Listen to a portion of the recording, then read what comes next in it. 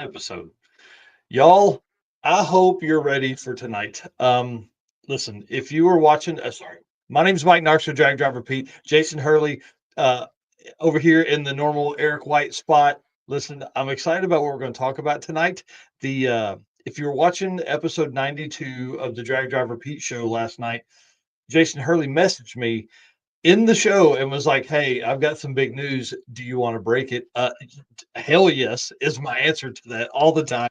If you have it for anybody else that's out there, if you have anything you want to talk about that is breaking news, like what we're going to go over tonight, please, sweet baby Jesus, message me. We'll do this, and then you can do whatever you want to all over social. So, um, for the folks that don't know, and kind of while we kick this thing, let some people get in here. So hit the share button for us, please, guys. Jason Hurley is a total badass. He is in our chat group. He is Mr. 200 mile an hour, king of Rocky Mountain Race Week. One of very few people that have won several events, and you and one other person won three back to back to back overall wins for the Rocky Mountain Series or Rocky Mountain events. I don't know whatever you want to call it. The Meltdown Firebird. You've always been a big proponent for Rocky Mountain. Have attended uh, all of them. I mean, is that an understatement? I think. Yeah, not all of them. 2018 or 19 was our first year.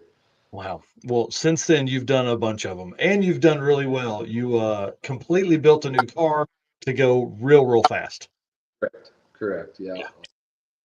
Yeah, we were starting to max out the old car and decided it was time to build a new car. So we built this new car and we had tons of success with it for the first 2 years. And then as I knew it was coming for me this year, just pretty much slapped us upside the back of the head and said, you need to get your crap together.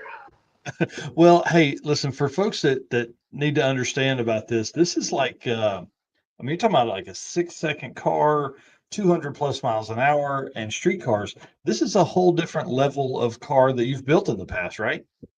Yeah. I mean, the first car, we built it originally with just an 850 cage and an engine that we had tore out of my Suburban and a couple of cheap turbos, and it just progressed from there. And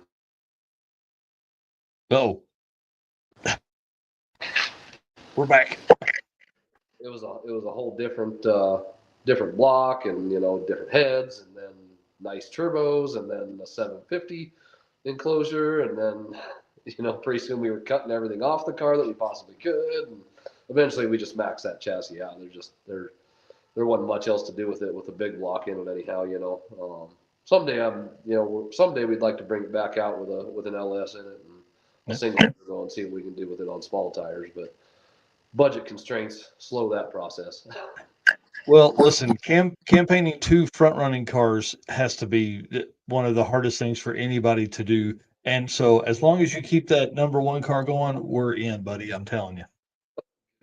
Good deal. Well, if you guys didn't know, Jason and Roxy came out to the circuit last year. That's why he's wearing that super awesome hoodie he's got on there. Came out to that. We had a lot of fun, but dude, that was like that was just the start of your drag and drive year. So tell us about 2024 and Rocky Mountain Race Week. Right. So yeah, like you said, 2024 started with the circuit. We brought my old '66 Coronet, four-door rust bucket that we call Ethel. She's got a 5.9 Magnum out of like 99 pickup in it and an overdrive transmission. Roxanne made her first passes in that, which was awesome. Made her first passes that week, made her first solo passes that week, and we had a great time, even though I was fighting electrical issues on it all week. OPAR things. But it's the way it goes. Right. So got Meltdown back together and everything, and started testing. Of course, as always, we were testing later than we wanted to be testing. Went on 1.0, and it was at a Buc-ee's stop actually on the first drive night that I heard this squeak, and I was like, "What is that?" But we were just dog tired because that first day on 1.0 was just brutal, and we were driving all night. And the squeak went away right away, so I was like, it must not have been anything too crucial. That was a fatal mistake. We got to the next track, which was Enos, I believe. And next morning, pulled open the valve covers, right away saw problems, pulled out a lifter, saw a cam that was not happy at all. Had I stopped right away when I heard the squeak, we probably could have tossed some lifters in it and kept going, but of course I didn't. So that was my first ever did not finish race week. Oh, that's a tough one, man. That is a tough one. Yeah, so brought it back home, right away got to work on getting a new cam, and repaired the one that we had as well. So now we've got a spare cam, so that's not going to happen again. And then, did some no preps in the middle there, did some mid-season testing and stuff. Mid-season testing went pretty good. No preps did not go very good. We had gone 2 years with this car and we hadn't lost a single race that we had lined up in. Wow. And this year, I think we only won 5 races that we lined up in. Ouch. It was a big hit to us, and then come along 2.0, started out okay. The first night didn't go great, Goldstone had some troubles making his first couple passes. We waited, and then things didn't go well with the track, so we really waited, and we went out, and I think we made like a 720 pass or something like that, and weren't real happy with that, but we thought we were going to be okay, and then Goldstone pulled out his fast pass, and I think he knocked down like a 670 or a 680, something like that, and was like, oh crap, now we've got ourselves in a bind, and yeah. But carried on, got to the second track, and second track went really well for us first hit until about the finish line. Actually, it was actually like still a few hundred feet before the finish line, but we'd never had the car in that kind of air before, and it was making huge power. I had already been experiencing some weird shift things with the car on the drive, and so I had it in the back of my mind that we might have a transmission issue, and what it actually ended up being was that the car was just completely blowing through the converter. Well, I thought that it hadn't made the 2-3 shift. I reached over to grab the shifter. Somehow, in all my panic, I grabbed a hold of the lockout lever and put 3 back to 2. And 2.0 for us because that just scattered that transmission. Got back home, yanked the transmission out right away, took it up to Aaron Ginn, and of course, he had it fixed in like a day. It was like, yeah, man, I needed you down in Texas. yeah. So we were back racing the next weekend. That no prep didn't go well for us either. Actually got beat by a small tire car. Granted, it's a very fast small tire car, but should not have been losing to him. And that, unfortunately, was the end of our season right there. Just, car had enough things going on with it at that point. We were like, we need to just put it away and tear it apart and get going on getting ready for next season. So yeah, that's kind of where we left off the 24 season, and it's got me a little ticked off and a little fired up, I guess. Well, and so we're in this chat group, and you're talking about, hey, listen, I've got this list of honeydews. I've got a lot of that stuff marked off. It's time to go racing. So tell us what is going down for 2024. So in 2024, and a lot of people are going to probably call me clinically insane for this. It's probably not the smartest decision on my part, but as some people may have seen, we actually won an entry to Mega Week randomly through a raffle for Krusty here, and that subsequently makes me eligible to double enter race week, both sides of it. So 1.0 morning session and the 2.0 afternoon sessions, I can race them both. I sat down and numbers a lot because one requirement of that is that Matt's put on us is that we have to make 2 passes in the morning session and 2 passes in the afternoon session minimum. We can't just one and done either side of it. Oh, that's interesting. Wow. So yeah, that adds a whole other level of complexity, plus the added stress on the car and you guys, because like now, so you either with morning and afternoon runs. So for everybody that doesn't understand, Mega Week is going to be Group A will run all their time 7 a.m. to 3 p.m. and then Group B will run 3 p.m. to 11 p.m. or somewhere in that range, right? So if the great air is in the morning, you're going to need to be up there in line and ready to make your passes to get the best air. Then what I love about Rocky Mountain stuff and the way they format their thing is that in the evening the air gets good again, Right. but you still got to drive this car between 300 miles. There's a couple of trips that are 300 miles. Yeah. So we're definitely still kind of working out all the logistics on it. A, how we're going to survive, uh, and B, how the kids are going to work into the picture and everything. Obviously, that's been a big part for me over the years is having Yeah. co-pilots, and then using a designated helper with them to get things done. But I think that's important, to still involve the kids and have them be co-pilots. So, Yeah, they're gonna hate you. oh yeah. I mean, yeah, to an extent. Yeah. The Currently, man, we're thinking we need to have the car ready to make hits. And so first thing in the morning, we'll make hits, and then I think I can sleep a little between making morning hits and when the afternoon session starts, and then I'm just gonna have to take hot hits in the afternoon. That's all there is to it, right? Like I'm oh not gonna have a man. choice, and then Yeah. drive all night to do it again at 7 a.m. the next morning. So this is gonna be really interesting. Because really like the Oh hardest part no, about that is going to be that is Michael, I going to can't hear be you again. uh-oh. Hello, hello. Can you hear me now? We had this struggle earlier. Can everybody in the chat hear me though?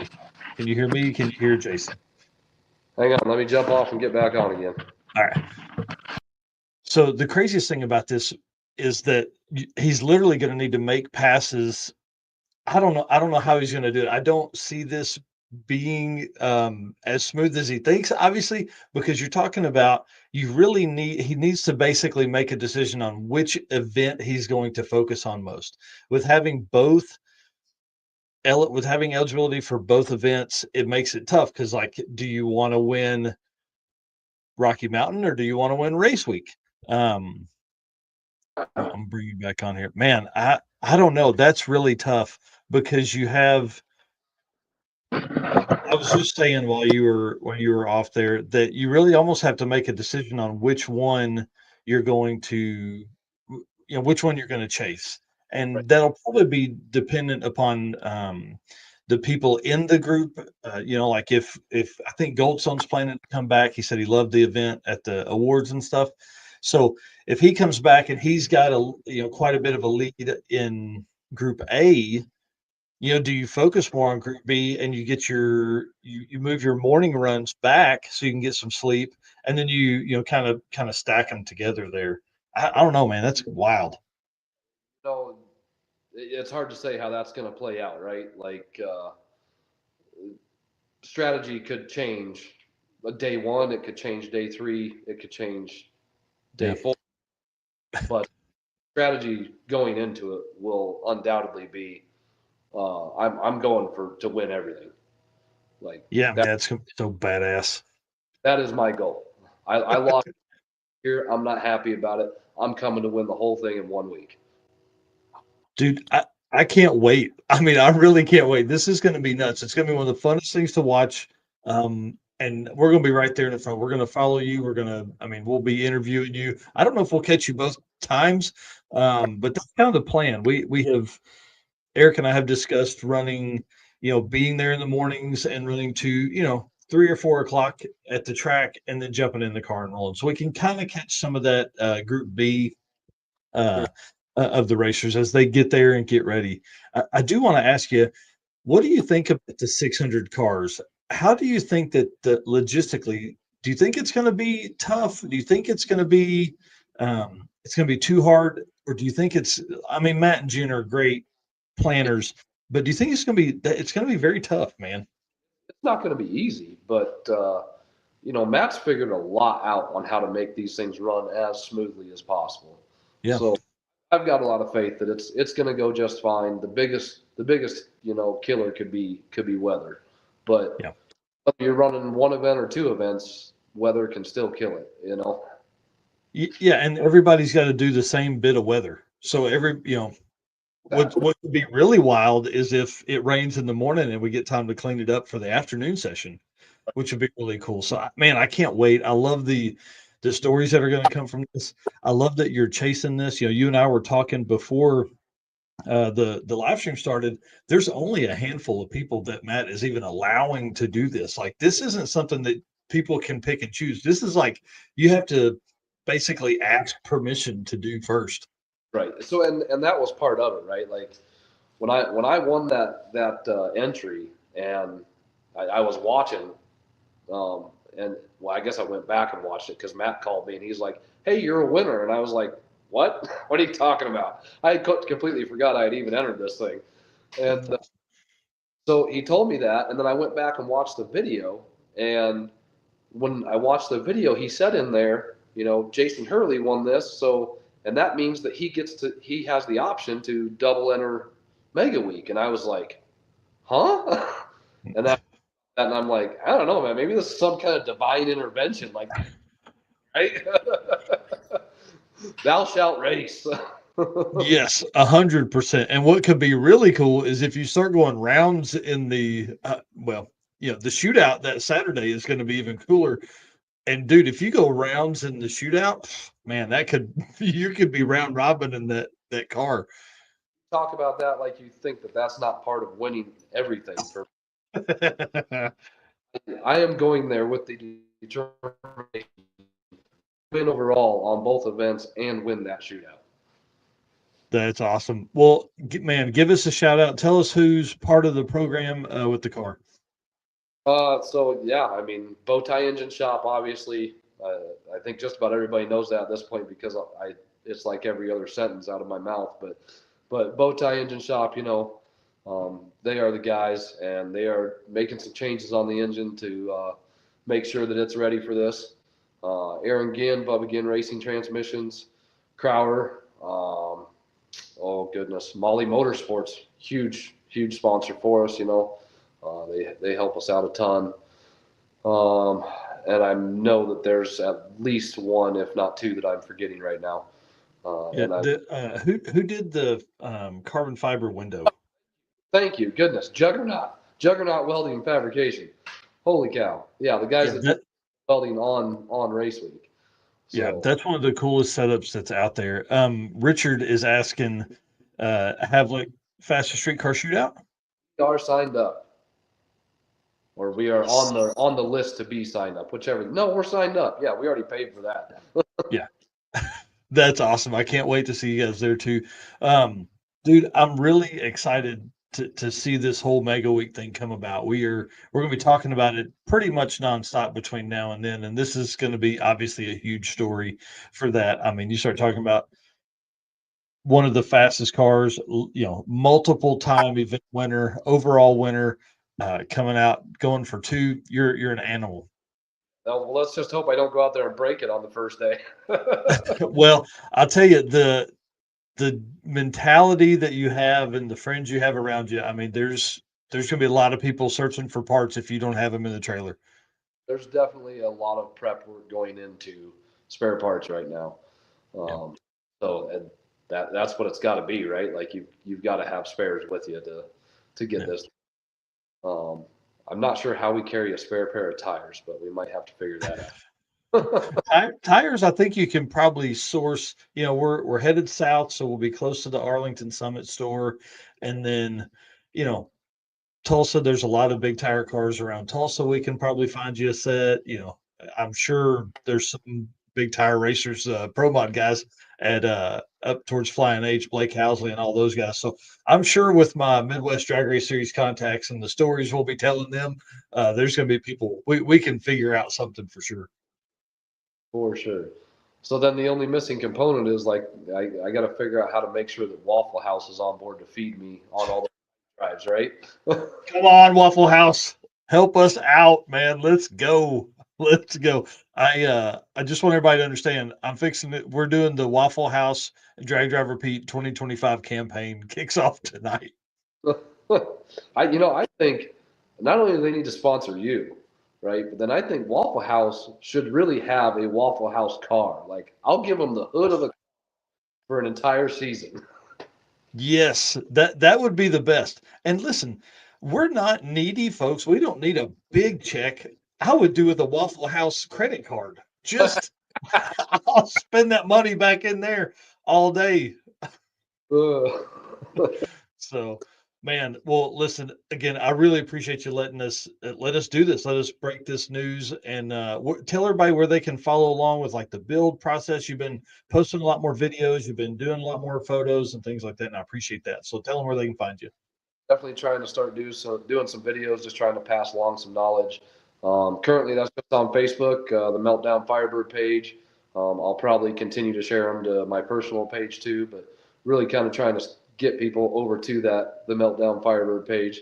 But yeah, hopefully, and if anybody wants to see anything, like if there's something you want me to talk about and tell you wrong about, I'll be more than happy to. Right. This is how to do it and not to do it. Oh no, that's probably how I do it, but it's probably plenty of people will tell you it's wrong. That's awesome. All right, guys. Well, hey, listen, Jason, thank you very much. I got to thank our sponsors for doing this, man. Thank you, Summit Racing, Molly Motorsports, Driven Racing Oil, Howard's Cams, Performer Built Transmissions, J-Wire Solutions, WAF Racing, Car Change 3D, Sweet Patina, Racing Junk, and PowerTube TV. Y'all, we couldn't do these things without that. And listen, just like Jason did, message me. Let's jump on these 15, 20 minutes. Man, we'll talk about your stuff. We'll make big announcements like this. Dude, this is a big deal. It's a really big deal. I hope people understand that. I told you I was forgetting another one. Work turbochargers. Oh yeah, Pretty there big. you go. Well, they're the ones that cram all that horsepower into that engine. Exactly. That's awesome. All right, man. Stay with me, guys. Thank you very much. There's no drag driver Pete news in the morning. We're doing some Christmas shopping, sadly. So stay with me. All right, guys. See you soon.